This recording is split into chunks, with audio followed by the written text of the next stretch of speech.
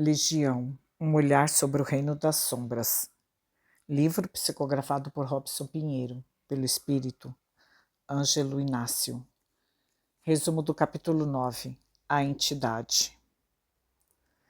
Aquele ser enigmático se disfarçava numa aparência tal que se apresentava aos espíritos daquela região de penumbras com uma personalidade fortemente magnética, irradiando uma aura que inspirava temor. Aquela era uma área singularmente negra, pois a escuridão do ambiente astral inferior, denominado trevas, era acompanhada de um frio intenso, ríspido e intolerável. O ser, representante de uma constelação de poder que não poderia ser ignorada, trajava beca escura, facilmente confundida com um hábito sacerdotal, cujas cores se mesclavam entre o preto e o prata. Sob os trajes ocultava-se seu verdadeiro feitio, sem artifícios, sem engodo, porém não percebido nem pressentido pelos seres que ali habitavam. Por onde passava o espírito, semelhante a um fantasma advindo de regiões ínferas, se é que pudesse haver um lugar mais inferior do que aquele, parecia que a escuridão rondava seus passos e se tornava ainda mais profunda, quase medonha, gravitando em torno dele e exalando de sua presença. Bruxuleava uma auréola fosca, intensamente negra e opaca, lembrando um buraco negro em tamanho reduzido, que parecia sugar toda a luz ao seu redor. Contudo, havia nela rajadas escarlates, como se estrias de um rubi brilhante adornassem discretamente aquele arranjo invulgar. Fiquei a indagar-me se aquele estranho das profundezas estaria absorvendo cada um dos tênues raios da luz astral, que se esgueirava por entre a imensidão de nuvens espessas e opressoras do ambiente extrafísico subcrustal. A atmosfera psíquica ao redor era percebida como uma noite negra, negra como a hematita, o ébano, negra como um pesadelo, que era característica das regiões mais densas, vibratoriamente mais inferiores que o chamado umbral. Meu Deus, o que faço aqui desdobrado, projetado numa dimensão estranha, fora do aconchego do meu corpo, numa região tão tenebrosa? Pensou Raul por um momento, porque viu aquele espírito. Acompanhado por seus amigos espirituais, o médium vira-o se aproximar, caminhando com passadas seguras e orgulhosas. O andar daquele ser apresentava firmeza e, ao mesmo tempo, familiaridade extraordinária com o ambiente. Seu rosto era lívido, de feições duras e portador de um magnetismo que incomodava. Os longos braços, como se esgueiravam por entre as peças de sua indumentária. Os cabelos negros e longos adivinham-se logo abaixo dos ombros, contorcendo-se. Lembravam as víboras de uma medusa mitológica. As madeixas macias, fugidias, pareciam ter vida própria e escapavam do interior do tecido que as abraçava, irradiando uma luz fantasmagórica, fenomênica. Tudo isso impressionou o médium Raul, tanto quanto a Ângelo Inácio, de tal forma que ele, ao elaborar aquele pensamento, Raul realmente deu mostras de desejar voltar, desistir. Não era apenas força de expressão. Sua hesitação durou breves instantes, somente até se aperceber da importância daquilo que presenciava sob a tutela de Pai João e, naturalmente, do mentor que, de mais além, abonara a excursão à região das trevas. Sabíamos apenas que jamais Raul e Ângelo Inácio viram tamanha escuridão em qualquer lugar que visitassem. Passaram por ruelas estreitas que pareciam sulcos profundos, marcando o mundo subcrustal.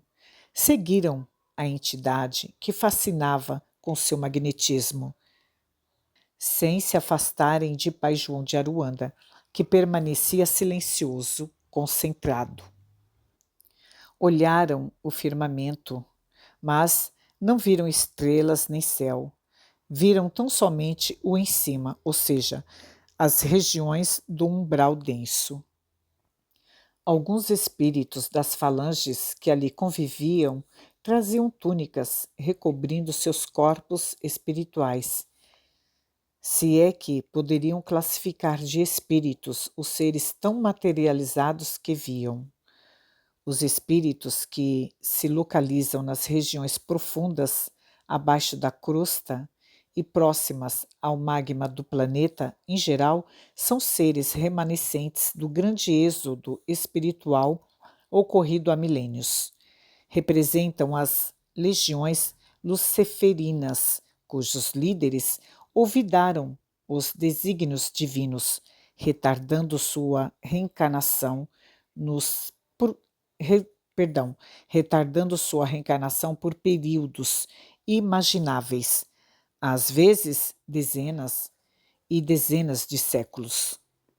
Em virtude do alto grau de materialidade e toxicidade de seus perispíritos e, obviamente, do magnetismo destrutivo de suas auras para um contato mais íntimo com os habitantes encarnados no mundo, não podem mais reencarnar no momento atual na Terra. É uma impossibilidade material, fisiológica. Somente em mundos mais primitivos, num próximo degredo, terão renovadas suas oportunidades.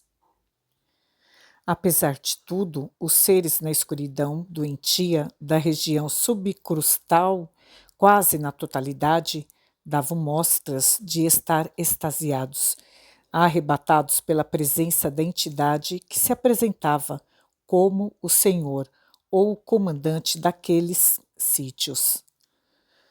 Era um dos chefes de legiões que inclinava a cabeça à semelhança de um cão sensível e atento à presença de seu mestre.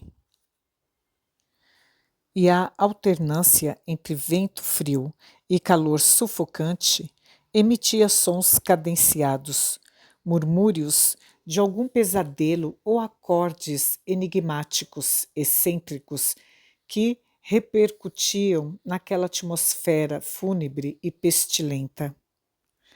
Ninguém ali, com exceção, talvez, a equipe de Pai João, sabia de onde aquele ser viera, mas sabiam todos os habitantes da região que estavam diante da presença mais temida de todos os tempos, um dragão. Os dragões são um grupo de espíritos advindos de outros orbes, reencarnados em tempos longínquos, na Atlântida e na Lemúria. Sua estranha ética não pode ser avaliada mediante os valores das religiões da Terra, pois sua história é anterior à história das civilizações terrestres. Tentam impedir o progresso da humanidade a qualquer preço, pois sabem que estão fadados a um novo degredo para mundos ainda inferiores.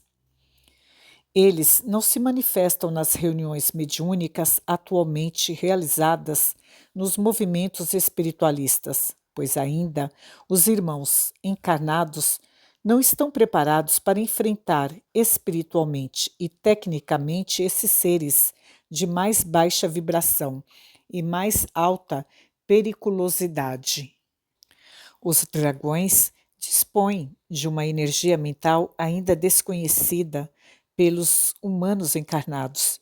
Embora todo o esforço por parte dos dragões não podem evitar a deformação gradual do seu perispírito, devida preponderante, mas não exclusivamente, ao adiantamento milenar do processo reencarnatório. Esses espíritos da falange dos dragões geralmente estão impregnados de um sentimento de culpa muito forte. São seres revoltados por terem sido banidos de seus mundos de origem, enfurecidos por saber que tudo progride e que não haverá lugar para eles na Terra, pois serão em breve degradados para outros orbes. Uma vez que repelem com veemência a reencarnação, adiando-a indefinidamente, se ressentem da força da gravidade terrestre, que ocasiona um fenômeno de atração das células astrais de seus corpos em direção ao núcleo planetário. Como rechaçam essa oportunidade há muito tempo, não há mais para eles condições de renascer aqui, no planeta Terra. Sendo assim, aguardam inquietos, profundamente infelizes e inconformados o momento irredutível do expatriamento sideral. Um ser fascinante, diabolicamente possuidor de um magnetismo que transmitia poder, um dos dragões em pessoa, retornara para exercer a sua maldita soberania como ditador impiedoso, a subjugar todos os espíritos moradores daquele antro de martírios, por muitas e muitas gerações. João Kobu convidou seus amigos a participarem de uma conferência entre os seres subordinados aos dragões e seus superiores. Os chefes da legião se reuniriam em determinado lugar naquelas paragens e alguns ditadores astrais, os dragões, estariam presentes. Seria uma oportunidade de ouvirem dos próprios envolvidos alguma coisa sobre seus planos. Munidos da permissão do alto, dirigiram-se com uma legião de guardiões para o lugar ao qual o pai João os guiava. O local parecia uma das cúpulas de poder, um conjunto conhecido entre os chefes de Legião das Sombras como Pavilhão dos Invencíveis.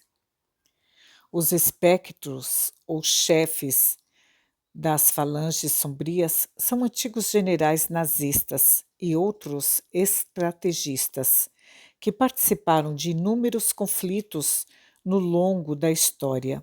Entre eles, encontram-se cientistas do Terceiro Reich e personalidades que articularam ou fomentaram guerras, inclusive pelo caminho da diplomacia subvertida, fazendo-se temidos ou diversas latitudes do planeta.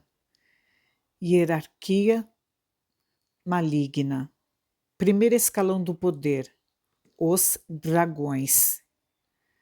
Segundo escalão do poder, chefes ou espectros. Estes organizam e arquitetam as ideias, indicando de longe as estratégias para se efetivarem as ofensivas perpetradas por espíritos não menos perigosos. Terceiro escalão do poder, subchefe ou comandante. Estes recebe dos espectros os projetos com os quais trabalha, visando a execução do planejamento contra as instituições mundiais. Sob a orientação dos espectros, encabeça e lidera diretamente as legiões de ataques às bases e fileiras do bem.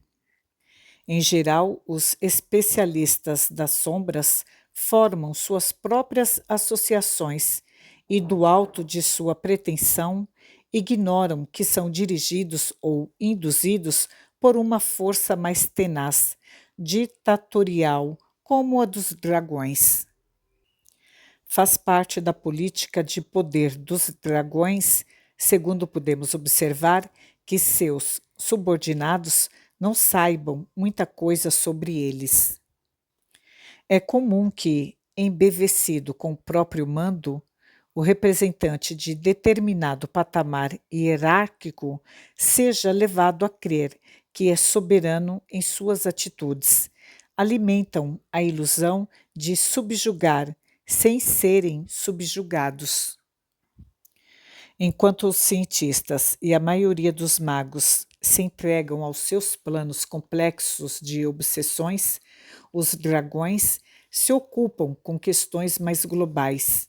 Os comandantes das legiões ou subchefes têm à disposição muitas equipes de obsessores especializados, como grupos inteiros de peritos em informações divulgadas pela internet, de observadores e investigadores, além de juristas, especialistas em sexualidade, hipnotizadores, religiosos, inquisidores, etc. Líderes de diversos países do mundo vêm aqui, desdobrados. Representantes políticos e alguns religiosos, os quais você poderá reconhecer muito bem, juntamente com esses chefes de governo, são interventores dos dragões reencarnados neste momento da história da humanidade, participando ativamente do planejamento estratégico dos chamados soberanos das trevas. Mais tarde, ao retornarem ao seu corpo físico, levarão as ideias recebidas e compartilhadas do lado de cá. Dando por iniciada a conferência, ainda que frustrado pela surpresa ingrata, a seu ver, o chefe de legião convidou algumas delegações do poder invisível a se pronunciarem. Um chefe político assumiu a plataforma, dirigindo-se aos demais.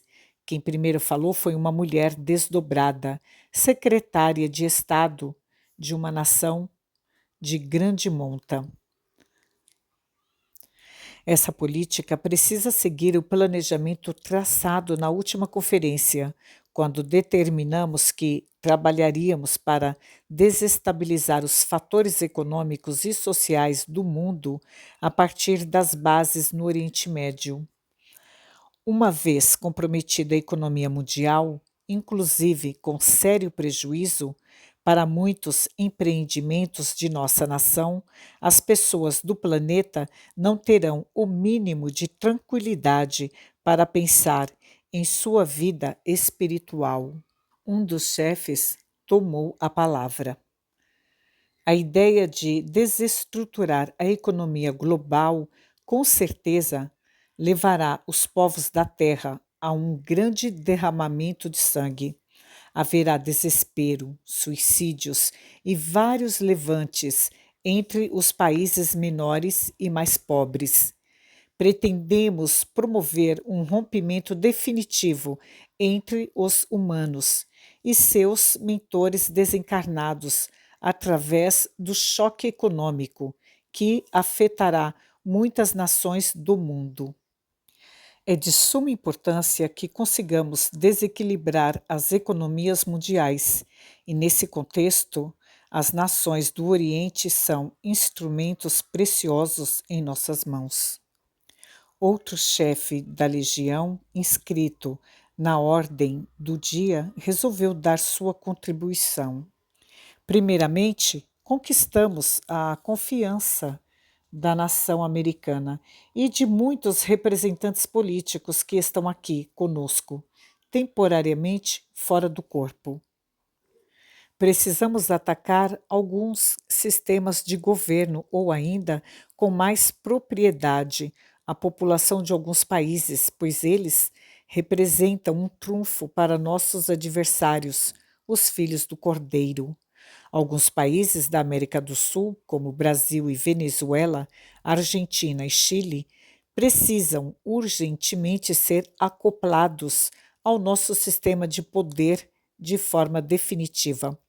Alguns passos têm sido dados nesse sentido. Não ignoram os senhores que o Brasil, especificamente, representa um centro de ideias que, para nós, é fonte constante de dor de cabeça, bastante complicado administrar. Tentaremos convencer políticos influentes a nos auxiliarem na execução de nossos planos. Caso se oponham, mesmo que indiretamente ou se porventura se mantiverem ao abrigo de seus mentores, usaremos da coerção sob todos os aspectos. Os cientistas astrais desenvolvem atualmente seres artificiais ou clones que poderão ser extremamente eficientes na manipulação mental dos representantes políticos de muitas nações. Após as palavras daquele chefe de legião, outro espírito, dando mostras de pertencer à falange dos magos, fez sua declaração. Nossa legião está determinada a inspirar dignatários do poder político do Oriente a se aliarem a alguns estados sul-americanos. Pretendemos alimentar a ideia de que uma coalizão dos governos anti-americanos representará oposição à política expansionista dos Estados Unidos da América. Portanto, nosso principal objetivo na atualidade é o desenvolvimento da tecnologia nuclear entre algumas nações do Oriente Médio, visando fazer frente ao poderio das nações mais ricas. Na verdade, tanto norte-americanos quanto alguns povos de todo o Oriente, nós os temos inteiramente em nossas mãos, através de seus dirigentes políticos.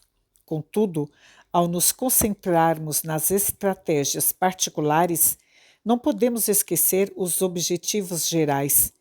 Adiar indefinidamente o progresso do planeta, para que nosso poder se consolide nas duas dimensões da vida. Contamos com certos fatores que nos favorecem: ilusões culturais e religiosas, crenças e dogmas estabelecidos por certas religiões, e, além de tudo isso, o próprio desespero da população terrestre entre os acontecimentos naturais e sociais, responsável inclusive por levá-la à busca de cultos sensacionalistas e espetaculares. Temos aliados em diversas instituições religiosas do planeta, mas, no Ocidente, principalmente, contamos com movimentos ligados ao cristianismo, que, diga-se de passagem, está em franca decadência. Ao mesmo tempo em que insuflamos nos expoentes religiosos a busca por destaque, precisamos destruir neles a ética, abalando irremediavelmente a confiança que o povo deposita nesses homens, fazendo com que lentamente deixem a dúvida e a indecisão tomarem o lugar da fé. Neste exato momento, enviamos um exército de artificiais manipulados à distância para se imiscuírem entre os espiritualistas do Ocidente. Quanto aos espíritas, não precisamos nos ocupar com eles. Estão tão entretidos em analisar o que é doutrinário ou antidoutrinário que se perderam em meio a discussões estéreis.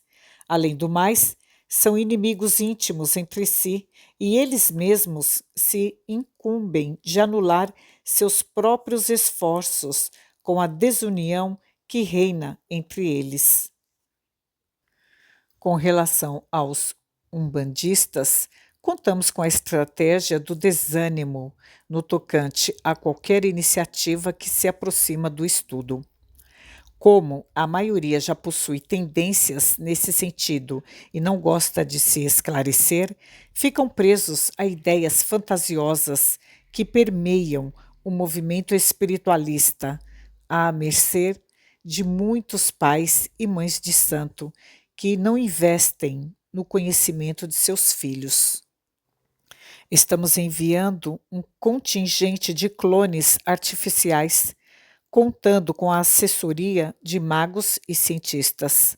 Pretendemos que esses seres, disfarçados com a afeição de cada um dos mentores individuais, gradativamente tomem o lugar destes, ao aparecerem para seus médios ou para os dirigentes espirituais.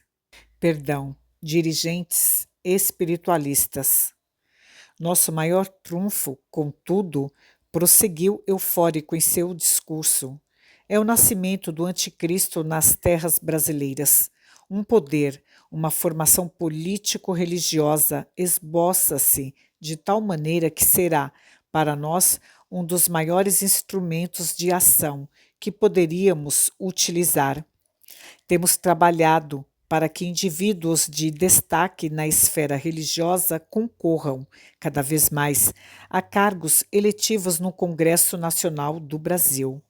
A união do Estado à religião trará o recrudescimento de uma força única, de natureza temporal e espiritual, elementos fundidos numa só expressão. É a besta que finalmente ressuscita. Eis o projeto anticristo, a besta que sorrateiramente renasce no Brasil. Por iniciativa dos dragões, a conferência havia sido planejada com os mínimos detalhes e fazia parte do fechamento daquela assembleia, a demonstração de poder das entidades pérfidas.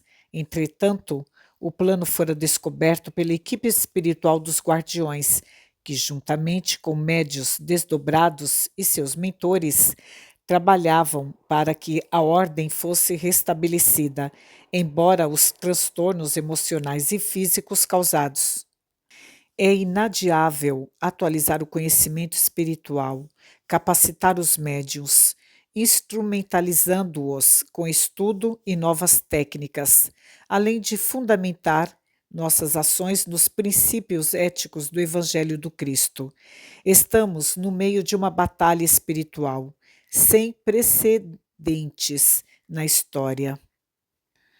Somos nós os chamados para a hora do Armagedon. Médiuns, nossos irmãos e parceiros, a urgência da hora exige de vocês, assim como de nós, espíritos, um comprometimento integral com a causa do bem. Não há lugar para vacilações e dúvidas, nem tempo para planejar.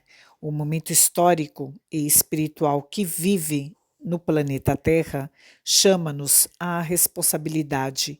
E quem não se colocar como instrumentos das forças superiores do bem e da luz já está, por si só, entregando-se como instrumento da discórdia e das forças de oposição ao Cordeiro. Pai Velho nos pediu para investirmos no conhecimento superior.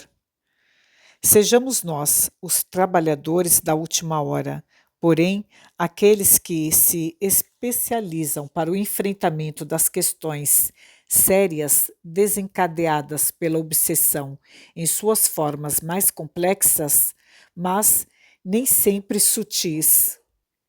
O plano superior aguarda novos parceiros e não apenas médiuns passivos. Espere instrumentos participativos e atuantes para que a vitória das falanges do bem seja decisiva e a Terra, em breve, seja liberada da carga tóxica e das energias densas que a mantêm na retaguarda da evolução.